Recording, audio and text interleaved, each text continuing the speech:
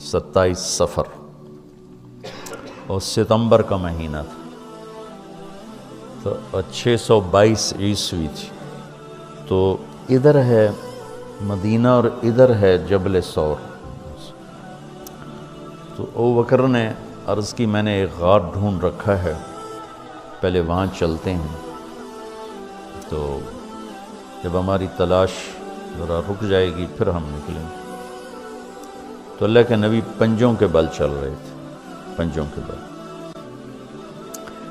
پنجوں کے بل اس لیے چل رہے تھے کہ پاؤں کا نشان دیکھ کر کھوجی پیچھے نہ پہنچ جائے۔ یہ ایک علم تھا جو اب مٹ گیا ہے، کیونکہ سڑکیں پکی ہو گئیں تو چور کا نشان ختم ہو جاتا ہے۔ جب سڑکیں کچی ہوتی تھیں تو اس کے قدموں کو کھوجی پہچانتا ہوا چلتا چلتا چلتا اس کے گھر پہنچ جاتا، چاہے وہ 100 میل ہوتا تھا۔ تو یہ کوئی مکہ سے غار ثور 3 میل، تو آپ ایسے جا رہے تھے ایسے۔ ابو بکر کبھی آپ کے آگے چلتے، کبھی پیچھے چلتے، کبھی آگے چلتے، کبھی پیچھے چلتے۔ تو آپ نے پوچھا یہ کیا کرتے؟ کبھی آگے کبھی پیچھے۔ تو کہنے لگے اخاف الرصد فامشی امامک، اخاف الطلب فامشی خلفک۔ جب مجھے یہ خیال آتا ہے کہ کوئی آگے چھپا ہوا حملہ آور حملہ نہ کر دے دشمن تو میں آگے ہو جاتا ہوں، جب مجھے خیال آتا ہے پیچھے سے کوئی پہنچ نہ جائے تو میں پیچھے ہو جاتا ہوں، اس طرح۔ تو آپ نے بہت شکریہ ادا کیا ان کا۔ جب پہاڑ پہ چڑھنے کا وقت آیا تو آپ کی انگلیاں زخمی ہو گئی تھیں ایسے چلتے چلتے۔ کس قدر نبی اسباب کی رعایت کر رہے ہیں، اسباب کی رعایت کتنی ضروری ہے۔ تو ابو بکر نے آپ کو کندھے پہ بٹھایا اپنی کمر پہ، اور غار جبل ثور ایسے سیدھا پہاڑ ہے ایسے، میری آج تک ہمت نہیں ہوئی چڑھنے کی، حالانکہ کتنے سالوں سے لڑے جا رہا۔ تو آپ کو اپنے کمر پہ بٹھا کے اوپر پورا پہاڑ اوپر چڑھے، پھر آپ کو باہر کھڑا کر دے گا، آپ اندر نہیں جائیں گے، خود اندر گئے، ایسے اس کو ٹٹول ٹٹول کے جتنے سوراخ تھے پتھروں سے بند کر دیے، سوراخ باقی بچ گئے۔ تو اپنی پگڑی اتاری، پھاڑ پھاڑ کے سوراخ بند، پھر سوراخ باقی تھے، کرتا اتارا اور پھاڑ پھاڑ کے سوراخ بند کیے۔ ایک باقی رہ گیا جس میں وہ سانپ تھا۔ علماء نے لکھا ہے کہ وہ سانپ جو ڈس رہا تھا، ایک تو سانپ اپنی فطرت سے ڈستا ہے نا، تو علماء نے لکھا ہے وہ اس لیے ڈس رہا تھا کہ وہ راستہ مانگ رہا تھا دیدار نبوت کے لیے۔ یہ کئی علماء نے یہ لکھا ہے کہ وہ اپنی فطرت سے نہیں، احتجاج کر رہا تھا کہ میں نے راہ دے، میں بھی دیدار کرا، میں بھی دیکھنا چاہتا، یہ تھا۔ تو کہا یا رسول اللہ آئیے۔ جب آپ اندر تشریف لائے تو اندھیرا تھا، پتہ نہیں چلا، تھوڑی سی روشنی ہوئی تو دیکھا ابو بکر کا نہ کرتا تھا نہ عمامہ۔ تو آپ نے پوچھا تیرا کرتا کدھر ہے، تیری پگڑی کدھر ہے؟ تو انہوں نے اشارہ کیا کہ یہ سارے سوراخ تھے۔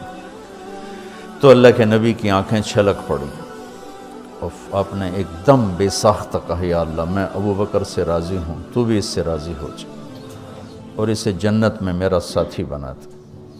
تو اسی وقت جبریل اترے اور آ کر کہا یا رسول اللہ، اللہ تعالیٰ خوشخبری دے رہے ہیں کہ وہ آپ کے ساتھی سے راضی ہو چکے ہیں اور جنت میں یہ آپ کے ساتھی بھی ہیں۔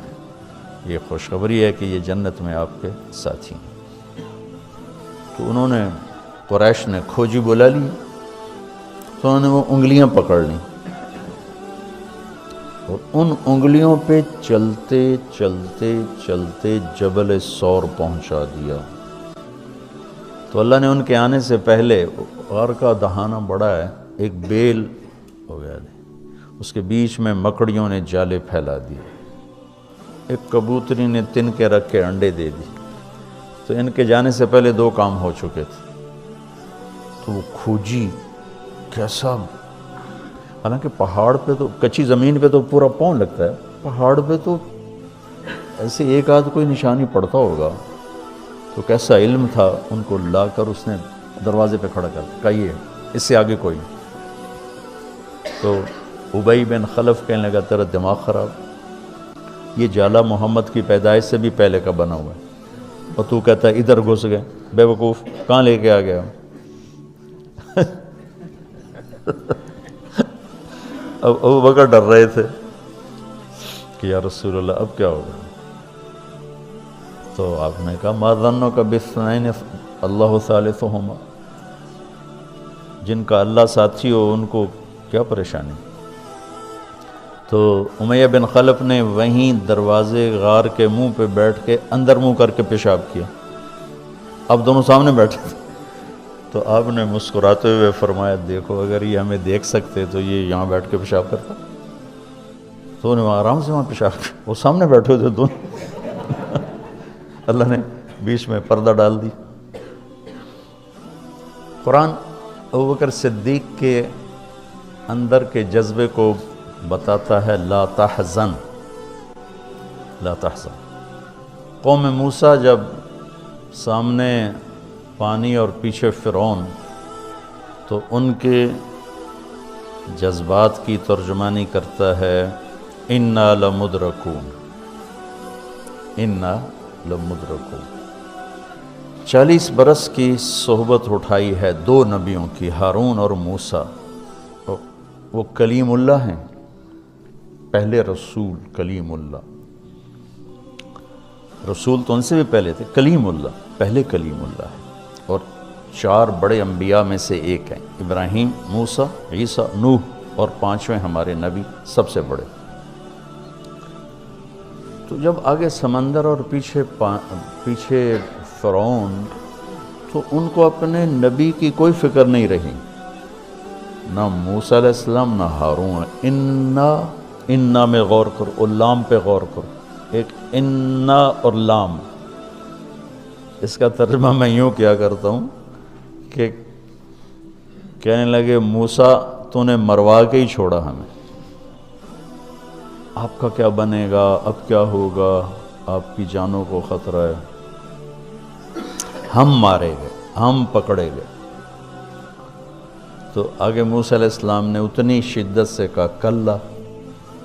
کلا کا ترجمہ میں یوں کیا کرتا ہوں کہ ہو تسی اسے لائق کہ یا تسی پانی ڈوب جاؤ یا تو فرعون لتر مارے، لیکن ان معی ربی، میرا رب میرے ساتھ ہے، مجھے بچائے گا تو میری تو فعل تم بھی بچو گے۔